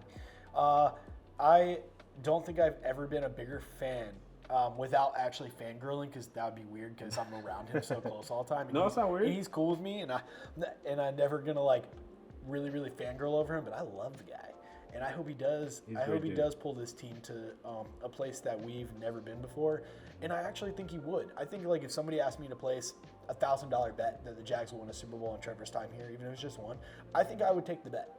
At this point, what do you think? Would you take it? I think if anyone is, I think Not that I bet. I can't. I'm not allowed to bet. I I'm think not allowed he- to bet on. I work for the NFL. I think but he's the best. He's the best signal call. He is the signal caller that gives the Jags the best chance they've ever had to win a Super Bowl. Yeah. Not just because of, like I said, what he does on the field, but just his you know, how infectious he is in the locker room as a leader. Yeah. Like, guys are coming here because they want to play with him. everybody wants to come here now. They want to I stay can't here to believe play what with we're him. going through here with the Jaguars. And again, we can talk about the Jaguars forever. And Trevor, I'm a big fan. So, Did you know Trevor wasn't his real first name? yeah, William, right? William Trevor Lawrence. This is a Crazy. fact. He kind of looked like William. So this is the funniest thing ever. Okay, all right, check this out. Have you and your wife ever, or your girlfriend, or anyone? Oh, have she's gonna ever, love hearing that. Have you ever sat down and watched American Horror Story with anyone? Oh, You no. ever seen that No, show? no. No? I'm gonna tell you the funniest thing, right? And it's okay that you haven't seen it, but there's in one of the newer seasons a few years ago, it was called Apocalypse, right? My wife loves this show, American Horror Story, right? And I'm a Christian, and I believe in God and Jesus and all that good stuff, and I have, but sometimes you watch TV shows that have certain things, right? Whatever. Yeah. So this episode of American Horror Story had this kid who was playing pretty much the Antichrist or whatever. His name was Michael in the show. Trevor Lawrence's twin. Like straight up, That's 110%. If you look at actually a picture of Trevor before he went to college, he literally is the exact same, looks exactly the same as this kid actor who was in this show. And I was saying it when he first came to the team because I'm not a huge college guy. I heard Trevor Lawrence's name many times, but I never watched him play or anything. In fact, when we were about to draft him, that's when I actually started watching videos on YouTube. Yeah, he definitely got a super hardcore doppelganger out there. So you're saying that Trevor Lawrence is out here doppelganging as the Antichrist? Yeah, no. I know he's a big Christian too, and he'd be but if you actually just Google the actor who plays the kid Michael in American Horror Story, oh my gosh, dude. That's funny. They look insane. Hold on, this would be a funny moment. Can I show you? That's amazing. I won't show the camera, but look, I'm going to type it in to show you. Just scroll. Hold on. Just hold on. Just scroll. That's pretty good. Dude. That first one, that was pretty good. That was If I could show you the shot of when he was like, I'm trying to imagine because the hair is different. Oh, it's. So here we go. Here we go. This one's really good. That's pretty close. That's kind of crazy. Give me the hair. Give me the long locks. And he does both in the show too. He has long hair, and he's a kid, which our hair is crazy. All right. I just want to show you. I thought it was funny. So that's fantastic. I'm gonna move on. Okay, this one's a good one. Are you ready? I stay ready. All right, prepare your brain. Here we go. And I'll tell you mine too. You first, because you're the guest. Out of all the Jaguar games this season, and I'm talking about the Tennessee Titans comeback, I'm talking about the Chargers comeback, from your point of view, from your camera, from your shots. Yeah. What is your favorite shot that you captured this season? Playoffs and all, Charger game, whatever. You tell me your number one favorite shot that you caught and you love it, whether it was perfectly in focus or not. What's the shot that you are like insanely like, dude, this is my shot? Oh, that's the Tennessee game. What was it? The last Tennessee game, because actually that was one of the games where I shot stills that game as opposed to the TV camera. And I got actually the perfect shot of it's great. It's funny how it's kind of cropped. I have Rayshon Jenkins obviously knocking the ball out from Josh Dobbs. Yeah. And you have Arden Key already celebrating as the ball was in the air. Really? Oh, he was already celebrating when the ball was in the air? Yeah, he was already celebrating. And it's funny, I didn't even know that I had it until someone said that he was celebrating. And I was like, well, I specifically remember shooting it. Like, I don't even know. Hold on. So wait. Let me get this straight. You're telling me that your favorite shot is the fumble at the end of oh my goodness. The ball's out. And then he's already celebrating. Oh my goodness! What a crazy good shot too. Didn't even know he was there until someone told me afterwards. It's so he great. was doing it. Yo, so like, hold on, let me see this. Okay, so I'm on that end zone actually over there on that side, and that's like in my top 3. That's in my top of my shots. That's up I'm there. actually gonna say the same. I'm gonna say the same. That was a hell of a moment. So I actually I was on that end zone, hoping that the defense would make a play, right? Yeah. Andrew Hamilton, shout out. 1, 2, 3. Shout out. Yep. Okay, Andy. So he was actually on the opposite side, right? And I wanted to stay behind because we were so fired up. So I asked him. I said, "Dude, can I please stay on the others? Can I stay on this side? Because I really think the defense, they're really on fire right now, and I want to see what happens." So I hung back, right? In that same moment, I got it, and I got Josh running it all the way in. Like I literally got that whole clip, the whole thing, That's one of my top shots for sure for me. So that's it. That's your number one favorite shot of the whole season. That was my number one. What about video clip? Let's do video clip too. Video clip. Oh man, that is tough. Oh, video clip is easy for me too. Very first week of the season, Trayvon Walker when he got a pick on. I remember the that screen pass. Was that in Washington? That was in Washington. To this day, you get to go to the away games. It's so tight. That one was probably one of my favorites, simply because I didn't even know what happened. Like I was basically shooting the ball, and it was just kind of there. Yeah. And then he ran it back, and that's partly because one, obviously I'm a Georgia Bulldog fan, Right. So Trayvon that's Walker why. So you were from Trayvon Georgia. Walker. Like as soon as we draft him, like, okay, so let's get into some really listening into some serious feelings here. Yep. How do you feel like the? That didn't happen. That was an assist. I have no idea what just happened. So how do you think? Now, obviously, non-bias. Yeah. Bias aside. Yeah. Him and Aiden Hutchinson. What do you think when it comes to those two and comparing them their rookie seasons? Like, do you think that the Jaguars, and obviously that's a hard spot to put you on the spot there. Like, do you think the Jags made the right decision going with Trayvon over Aiden? I think it depends. I think when I look at both of them, and this is completely unbiased, it has nothing to do with because that's who they Unbiased drafted. as hell. I love Trayvon because he's cool. I'm Trayvon's my guy. Like I talk to him all the time. Like Yeah. we always talk about Georgia football since the day he got here. Yeah. And for me, the thing is, if you watch Georgia football when Trayvon was with Georgia, he was not asked to do what the Jags basically. Oh yeah, asked him we to have him do. doing something completely different. He was, and not only that, he was on a stacked team. 11 of the guys on defense from that Georgia team got drafted, himself included, obviously. Yep. He was never a just go after the pass rush kind of guy. And when he was obviously helped out with the people that were around him. Yeah. One, and two, he's always bigger and stronger than the guys he was going up against for the most part.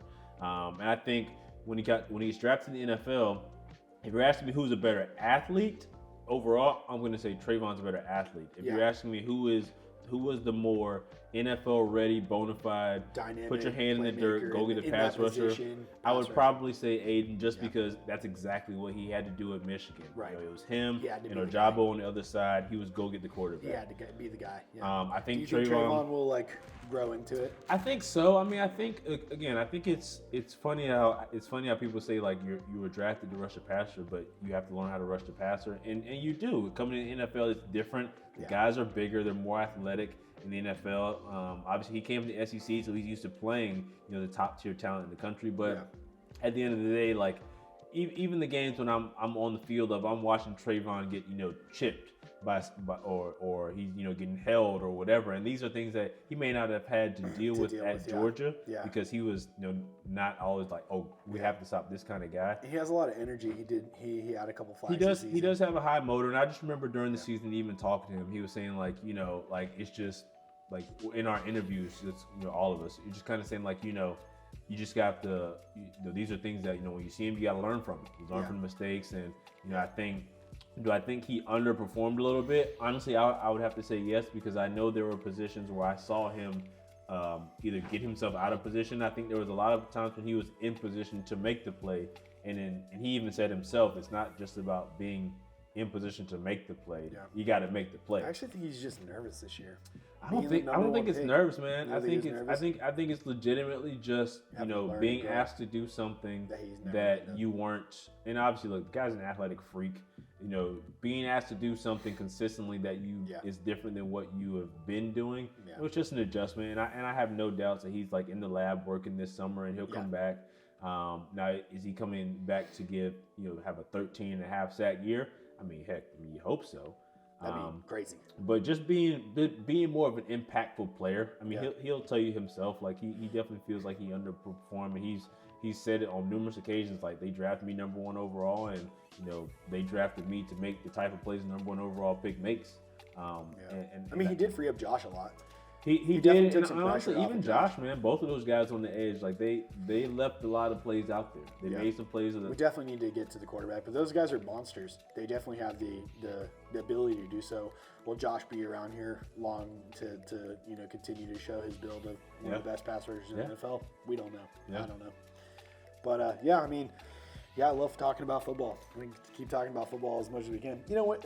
Last little couple things on football. Let's take it back to content creating, because this is the Creative Locker podcast. Right. Let's talk about creating when it comes to anyone who might listen to this and their dream is to shoot, let's say, the Jaguars, and to get on the field. Maybe they even want to get into news when it comes to the Jaguars and covering and interviewing. Like, if you had one or two little, like, really, I don't want to just say like, hey, give me your top 2 like tips to anybody who want to get into it. Sincerely, like, deep down, what is one or two things that a grown man or even a teenager, someone who looks up maybe to you and sees you what you're doing, or sees someone like me and what I'm doing, what's the biggest thing that you think that they kind of need to make sure that they have for this kind of thing going forward? Like if they want to be a sports anchor or photographer and they love the Jaguars, because I don't know about you, but I get asked a lot. That's why I make videos on it now. I get asked a lot. For me, it's two things, and if you have these, you'll be successful in anything you do in life, whether it be content creating or just general, just kind of whatever your life goals are. Is patience and persistence. That's literally what it takes. Like, because if you get frustrated and patience goes out the window, it's funny. I did a little 15-minute video all on patience just the other day. That's it, man. Patience is the most important thing. Like one of the most important things. Because because a lot of people give up. Yeah. They don't have patience. Gotta stick with it. With everyone wanting something to happen immediately nowadays, whether it's getting paid or whether it's getting to, your photo pass or media credentials to go shoot someone like the Jaguars, a lot of people give up and they don't have the patience. Or even growing a business. We're talking about, football and sports, but like that's one thing I was talking about is a lot of people don't have patience when it comes to building, a business. And when they try to build a business, they give up really quick. And I can say from my shoes, like if my wife and I would have gave up on 5 or 3 years ago, we wouldn't have the house that we live in now, and patience goes along. And also after shooting a year of high school, if I didn't have patience waiting for the right person to come into my life, like 904 Happy Hour, I could have gave up and just gone right back to shooting all the other things I was shooting. And, but boy, am I glad I had patience and the persistence. You gotta want it, man. You have to stay persistent. You do. I hope he's never going to listen to this, but I hope Trevor appreciates that about me. I'm pretty persistent. I hit him up, As you should be. I'm persistent, and because they know I want it, and I want to do it. The worst thing anyone can tell you. I don't want money from them. I don't want it. I tell all of them. I don't even care if they're millionaires. It's just the opportunity. You don't need to pay me anything, man. My treat, dude. I just want to come. I want to come hook you up, man. I want to do it, and persistence. Now, don't be over persistent to where you annoy the crap out of people. All right, so I really want to get into something personal and something funny. If anyone actually gets 45, 50 minutes into this podcast, maybe they can get a laugh out of this. So I texted you and I said, hey, think about this one. Yep. This one's important. Give me one of your favorite moments as a content creator, but something hilarious, something that was funny, something that genuinely made you like just laugh while you're shooting, something that's content creating, or for that's something crazy funny. Your funniest moment. Funniest moment. It's funny when you texted me that question because something actually happened the week you actually texted me that. So I've had a ton of moments like that, but more recently. So while we're covering TPC, or Players Championship for those. The golf thing. Yes. The golf thing that all the photographers went to that I totally missed out on. Maybe next year. So best golfers in the world, right? They're all there. So this was, I think, it was first round, so Wednesday. John Rahm from Spain, number 1 ranked golfer in the entire world. And honestly, one of my favorite golfers on the entire tour. Seems like a nice guy. I don't know him personally, but great, golfer. Number 1 ranked in the world. So hole number 9, I think he's finishing up his round. He has an opportunity to putt for eagle, which for those who are not golf enthusiasts, that's negative.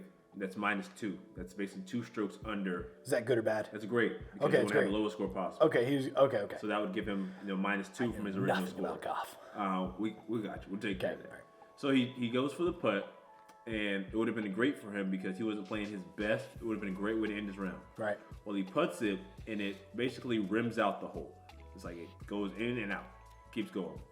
So then he has the next putt, which is for birdie, which is still good. Right. It's -1. Right. As opposed to -2. I've heard that term before. So that would be good for him as well. Right. Putts same from the other side, same thing. Goes deeper into the hole, rims out, and comes out. And that's why, like, when it kind of curves around the hole. Yeah. Like hits the rim of it. Yeah. Okay. And keeps going. So then he just screams out this super loud F-bomb, like right there. And golf is kind of like the. That's the not normal in golf. Yeah. So he says that, and I'm like, oh, wow, okay. So I'm actually marking the clips in my camera so I remember for later.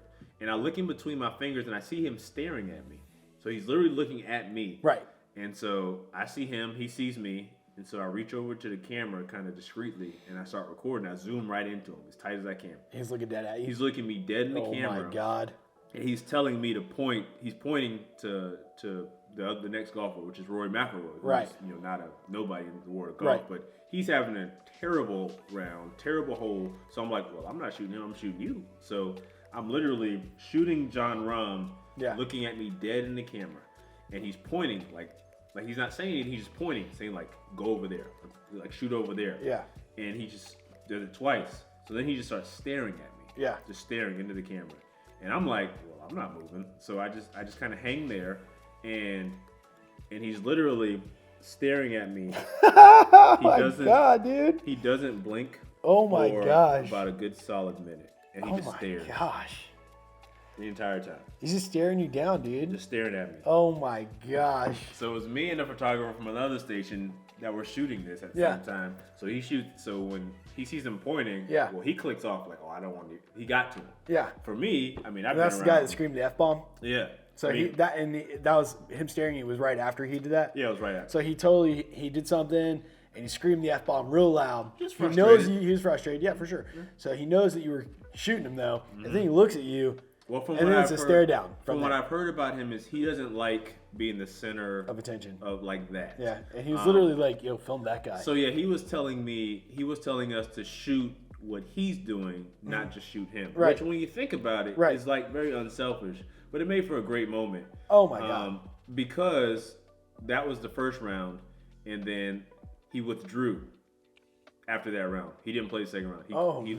They said it was because he had a stomach illness. Right. And I kid you not, more than a dozen people text me, message me, you made John Rahm quit. Oh, why is John Rahm quitting? Like, he said he's sick. You made John Rahm sick. Oh my goodness. And so I basically. So you were just dying that day. You were laughing. That was a moment. But I mean, I've been around like Tom Brady, Tiger Woods, Patrick Mahomes for me to use. So it's like, I'm not like, gonna bend or break. So he looked at me and I just kind of like, I locked in and looked at him. We just stared. And you guys just shared a little stare fest. You could feel the tension. Literally heating up.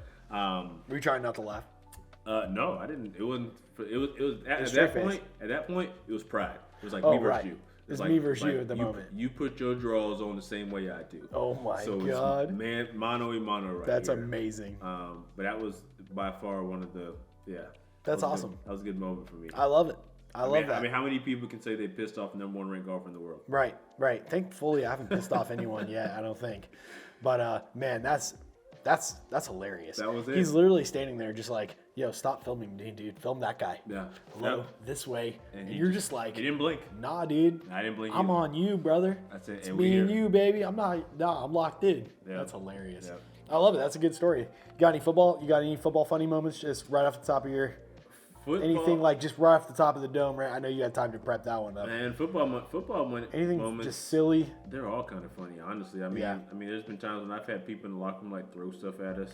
Oh my goodness! Just like jokingly. Yeah. You know what I wish I could have been at?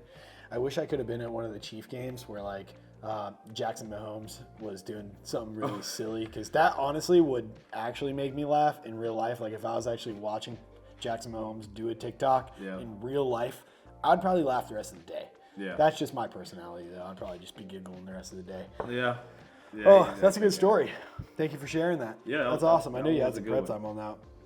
So, all right. So as we get towards the end of this podcast, as we close this podcast soon, I wanted to ask you. You didn't give me yours. Oh, no. I didn't give you mine.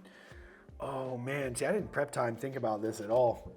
Oh, I mean, between the LCC and the weddings, right, and the hold on. the foundation. I know you, especially. I'll give you two. Okay, I got two. All right, so I'll give you non-football first, just like you. Okay, non-football. Anytime I go on the road touring with bands, there's so many funny moments. I would say last year I did a small tour with the band that I still work for. They're called Memphis Mayfire. So like we had an off day and we were parked big parking lot behind a Holiday Inn, just in the random. I don't even know. I think we were in like New York, Rochester, somewhere, just chilling off day, right? Yeah. And the singer, who's my good friend Maddie, he literally goes, "Hey, so I got sent this whole case," and he opens it, and it's like literally toy guns that shoot water pellets, like this big pellets at each other. Yeah. And he goes, "I want to stage a real life war outside. I brought goggles and everything. Me and the boys, there's like 4 band members, right? And he goes, I want you to just film it and edit something hilarious, out of it. And these dudes are Call of Duty rolling through the grass and just straight hiding behind trees and just shooting each other with these little water pellets. I think that was I was laughing all day. But some of those guys that I tour with are just constantly hilarious. All right, I'm going to do 3 just for fun. I will say Eli Elmore is one of the funniest people I've ever met. When we're shooting weddings and stuff, I have mentioned this one before in our podcast, the one I did with him. He's always making us laugh. He's always doing the silliest stuff you would ever, just the dumbest, silliest shit. He's such an amazing personality, man. Football, man, I had it on. Hold on, let me think. Football. Oh, I got the perfect thing. Okay, so it's football related. Didn't necessarily happen on the field. Close enough. Shooting Gardner Minshew Oh, that guy. Yeah. is one of the funniest things that I ever got the pleasure to do. He invited us down, my wife and I, down to Naples to stay for a couple days so I could shoot a little 5-minute documentary for him last year in the off season before he went back to Philly. And that guy's the funniest guy on the face of the planet, or one of the funniest guys on the face of the planet. That guy is hilarious. We were shooting scenes in his bus where he was laying on the bed like a porn star, just straight up hilarious stuff. Sounds pretty much par for the course. Oh yeah, he's probably one of the funniest. And then he's always making me laugh when he was actually working out with Denny, which I know we haven't talked about Denny too much, but Denny was a big part of my little, a very small moment of part of my journey. Because if it wasn't for Denny, I wouldn't have met Adriel. So shout out Denny, shout out Adriel. But if it wasn't for Denny, I wouldn't have met Adriel, so on and so on. Adriel got me, into the Jags and stuff like that. So, but yeah, so many funny moments to think of. I would say tour moments are definitely some of the best. I've seen dudes drunk so many times. I did a full 40-day tour in 2019 all the way across the whole entire country, a whole circle around the whole country. And I was watching dudes get drunk and party every night on skateboards. It was like a Vans Warped Tour environment, and it was nuts. They were everyone was doing dumb stuff every single day. Yeah. So I think my funny bone might be broken. I'm not sure. I don't know. Lots of funny stuff happening on the field all the time. When I walk by you sometimes during the games, stuff will be happening all the time, and we'll just be laughing all the time. Yeah. Can you believe that happened? And I'm laughing about it, whatever it might have been. Man, I've been going to that stadium for so many years, man. Nothing surprises me anymore. Fan jumps down and runs across the field. It's oh, there's another one. How long till they get this one? I was laughing in happiness when we made the comeback against the Chargers. I was laughing can you believe this is happening? I don't even, is this real? And fun story about that. I actually lost my voice after that game. Oh man, because I'm sure all of Jacksonville did. I was completely unprofessional after the game was over, and I was running around screaming and jumping and dancing with the guys. I'm oh yeah, Dwan, or not Dwan Smoot. Who was it? I was running up to. There was a few guys out there. Yeah. Josh Allen was out there. Did you go in the locker room? Were you back in the locker room a little bit? I was in the locker room, but thankfully I was just recording, and my boss was doing the interviews because I honestly had no voice. I was legitimately on the field let's go. Yeah, dude, same. Isn't it crazy how into it we're getting it, but working at the same time? Yeah, it's just with the guys, man. Just because I'm with them every week, and I see the hard preparation they put in. And October they lost every game, and it sucked. And to see the fruits of their labor, man, it's just to see the joy on these guys' faces. I feel I'm I wouldn't say we're friends, but I feel seeing them succeed, we're we're in it together. And you can't believe we get to capture it. Yeah, and it's forever. That's the greatest. Forever. I have literally full hard drive folders of this stuff. Until my G drive dies, which better not ever die. G drive. My post Chargers footage is trash. And I forgot to record sometimes. But the funny moments, the fact that we get to we're content creators, but the fact that we're capturing all these things that happen, all the time, and so many different things, whether it's music or football and all these things, there's always funny moments and always all these epic moments that happen. And I think one of the best things about being a content creator is you're not just witnessing it once, you get to go see it over and over and over again on your computer later, or post it for the world to see and silly stuff. And there's nothing like being a content creator. And what's crazy is there's so many different ways to put out content. For instance, and I won't go into this too far, but you are a photographer, you're a videographer, you're an anchor on the news, sports, but you're creating content like while you're shooting on your cameras, but like even just you talking on the news, like for me, seeing that is creating. You're a creator doing that. Like you literally, manifested your world of being, you're speaking content.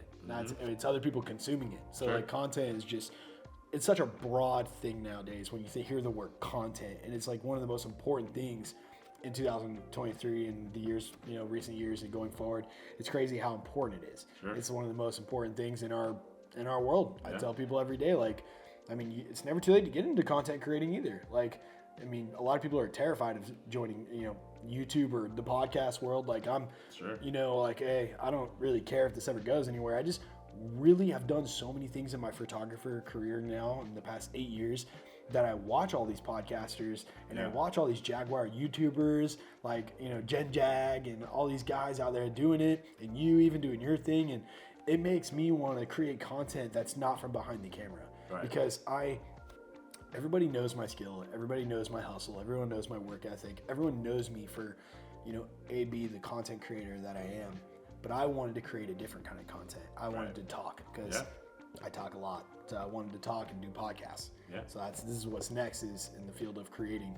So let's, I know I have one more. I got one more good one. I saved this one for last. I'm ready. Hit me. Okay. I want to say it perfectly. So let's make sure I nail this one. You've come so far. Yeah. I've watched your photography get like so good. I'm not saying you were bad, but you have really leveled up. Like I appreciate it. In the past couple years, like the past couple seasons, you've gotten so good at photography. When it comes to shooting video for the news, that's kind of like a standard. Like what you have to do. It's kind of like I don't know how much you can get better at that kind of thing. My question for you is going forward now, even though you're about 34-ish, going forward as a content creator, what is something that you really want to get better at? And that's something that you not only want to get better at to put out better content, but get better at that's something that could even almost financially become a benefit in the future. Something whether it's shooting a certain style of video and editing and Premiere or anything you edit in, or whether it comes to TV stuff or photography, something that you want to strive for over the next year to like hit this elite level. Like people do things and you see other people doing and creating stuff. What is something that Marcel wants to like really, really get better at over the next couple of years, even though we're grown men, even though we're for sure. Honestly, for me, man, it's just balance, truthfully. If I would have to say anything, just simply, and it's sort of kind of just kind of not zeroing in, but kind of keeping it broad, but just because, obviously, like you said, I've got, my TV career. I'm on TV, 3 nights a week. I'm obviously covering events as a television person. I'm still doing, my freelance business stuff when it comes to, my photography, videography, and stuff like that. And obviously I've got the family, and then there's just general stuff that I do. Like I still play flag football in leagues every Friday night as of right now. But just sort of finding that balance. I think that's sort of one of the things that not a lot of people talk about. Is just when you're taking on all these endeavors, that's one of the reasons why so many people kind of give it up. It's like, I don't have time for this. Like I've got this going on. I can't do this and this and this. You have to be able to balance. Yeah, and truthfully, you can. And now, is there creative, such thing? like life and creative. Yeah, of course. And like for me, for example, like I was, when we were at TPC, I'm sitting there doing my TV stuff. I really didn't have any assignments for like the next hour to really do for TV wise, just because nothing had really kind of set in stone and set a schedule. So I just grabbed my camera and I just went out, started taking some pictures, getting some video, creating some stuff. And because, it's like you said, like we've been doing this video capturing, this content capturing thing for so long, but at the end of the day, like it's just like a professional athlete. You got to practice. And you go out here and even if I'm just going out here shooting just something that will never see the light of day, just staying in my craft and not allowing other things to take me from it. And I think that's probably the one thing that I would say I have up until probably maybe a year ago kind of struggled with. It was like, I'll do some of this, and then I'll get really into TV and stuff and traveling with the Jags, and it's like, okay, well now this got to take a back seat. And it's truthfully just a matter of kind of adjusting it. So I'm really intentional about, I'll go out once a week and I'll just go to pick a neighborhood, downtown, San Marcos, St. Augustine, whatever, and I'll just shoot, and I call it like a street snaps night, where I'll just go out there and just shoot stuff, just capturing things that, may not get posted for months on end. You don't even know if it'll ever get posted. Yeah, just going out. But you're challenging yourself. You're out there. Just getting out there, figuring out new things, seeing something that might inspire me. You know, a lot of stuff that you do, video wise and photo wise, that have kind of like, man, it's like that's actually a really good idea. And it may not be creating the exact same thing. I love seeing that stuff. When you see something from your friend or someone and go, damn, that's a good idea. Yeah. I want to do that. I want to do that, but I don't want to do it.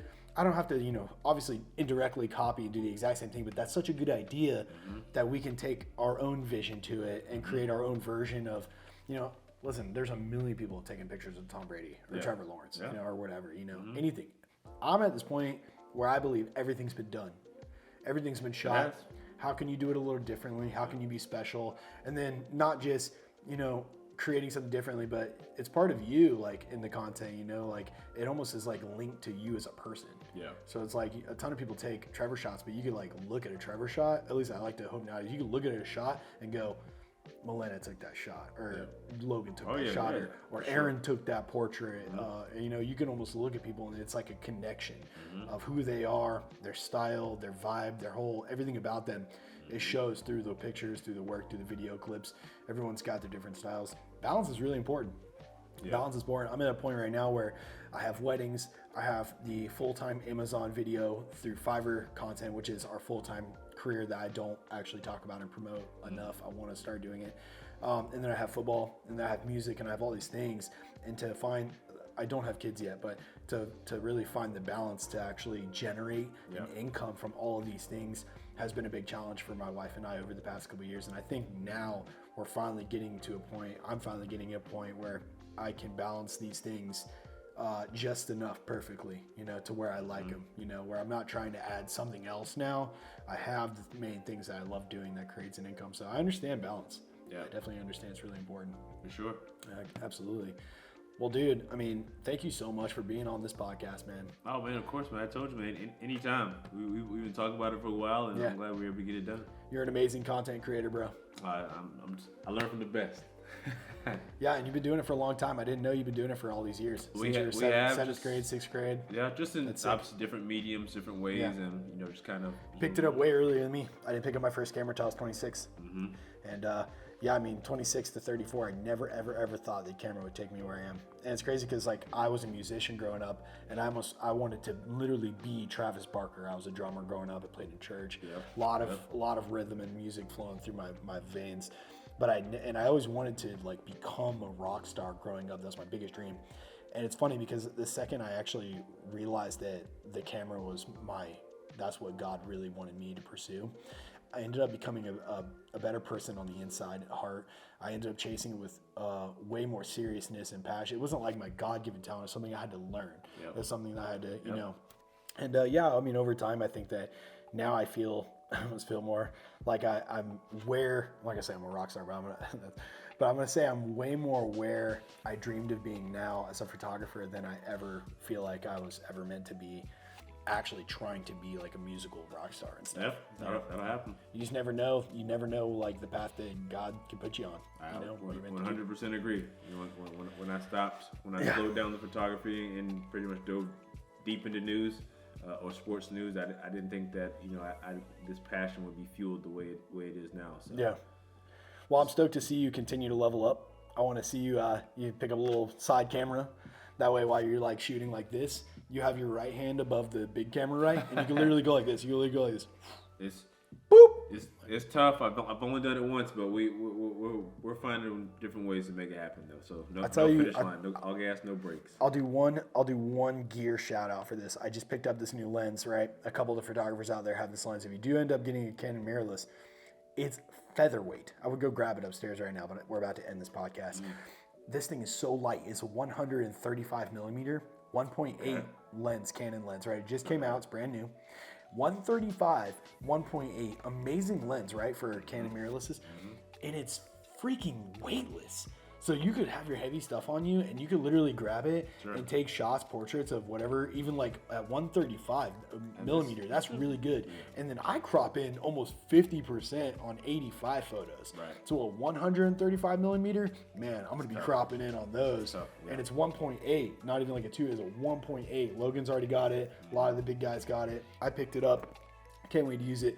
If you do end up going Canon mirrorless, definitely grab one of those 135s because I can't wait to use it this next season. I'm happy to see what you're talking about. And it's really, it's like literally a little heavier than your phone. It's not heavy at all, so it's not going to be like, the 85 is insanely heavy. That thing is like, it's heavy. It's a great lens though. Oh my God, it's my favorite lens. I could do a whole nother segment on favorite lenses, I swear. But man, thanks again. I appreciate you so much. Of course, man. Are the Jaguars going to win the Super Bowl next season? I hope so. Me too. I would make a lot more money. Do you think they'll make it back to the divisional round? I think they have a great chance to. And do you think Calvin Ridley will make a big difference? If he's the Calvin Ridley that was the Atlanta Falcons Calvin Ridley, the reason they felt comfortable giving away Julio Jones, right, then I would exactly. say yes. Exactly. Man, I hope that we stomp the Chiefs next year. Oh, that was the question I had earlier. Last question, I swear it on God. Here we go. Who's the biggest quarterback team that you're excited to come next season? Because I'll tell you mine before you. I will say Joe Burrow and Patrick Mahomes are coming to Duval next season. I mean, for me, it's always the Chiefs. It's the Chiefs, yeah. I remember seeing Patrick Mahomes when he was a rookie. You saw him when he was a rookie. Thinking to myself at that moment, and he wasn't like doing what Patrick Mahomes is doing like now, but I remember seeing him. He wasn't the Patty Mahomes he is now, but I remember seeing him. It was in the rain. I specifically remember it was the same game. I think that's when Jalen and Tyreek Hill were going back and forth. But I remember I saw him, and I said, "Oh, that kid's gonna be special." I think that was 2018, I believe. I'm most excited to see him, Patrick, and it's not because he won the Super Bowl. It's because I've only seen this man one time in person, and it was at Disney World. Straight up. I lived 20 minutes from Disney World in 2019 when he won the Super Bowl, in February when he won the Super Bowl. And I knew that the next day he was actually going to Disney World, Magic Kingdom. And I literally told her, I said, I'm getting up at 8 a.m. and going. Nah, she didn't want to go. I was fighting through Chiefs fans, but I did it. And I got sweet portraits that'll last forever. I have like 10 portraits, perfect portraits of him. One of them, he looked right at me, like looking right at me with the sunglasses on. But he's on the float with Mickey. Sure. And that's the only time I've ever seen Patrick Mahomes in person was at Disney World. So like I cannot wait to, and now I get to take buttery, beautiful slow-mo. In fact, I'm gonna take my advantage of my my position and I'm gonna go get him right in his shit. I mean, you should. I'm gonna go right up in his shit. I do it every stadium we go to. Oh man, I can't wait. It's gonna be right next to him. And then Joey B's coming. Yep, Joe Cool. He's a good one. I've seen him in person as well. When we went to this was Urban's year when we went up to Cincinnati. I remember that game. We actually didn't lose that game by a lot. We were pretty close. That was a good game. It was a good game. But Joe Burrow, he's a beast. He's nice. He's cool. He's nice. He might be the next TB. If he's the next Tom Brady and Trevor's the next Peyton Manning, totally cool with it. Well, that would mean that he would have more rings than Trevor. Actually, yeah, I'm not cool with that. I totally scratch that. Totally reverse on the rings. But like as for the name legends, though, lasting the next 15, 20 years, you know, in the league, whatever. We could still keep talking about football all night long. Appreciate you, brother. Sure, you're the shit, brother. Man. Once again, much love. You already know. Guys, thank you so much for checking out the Creative Locker podcast. If you listened this far and you got all the way this far to the end, like, comment, share, tell a friend, and make sure you check out every single bit of Marcel's work and his socials. I'll have it listed in the bio below. That's it. Peace. Deuces. Deuces.